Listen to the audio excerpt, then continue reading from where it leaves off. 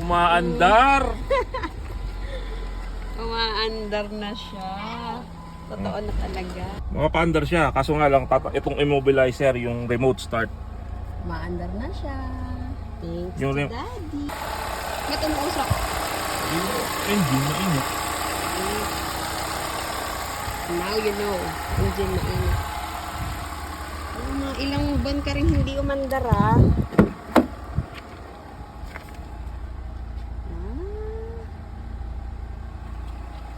Welcome back, Pokey. Good job, Daddy.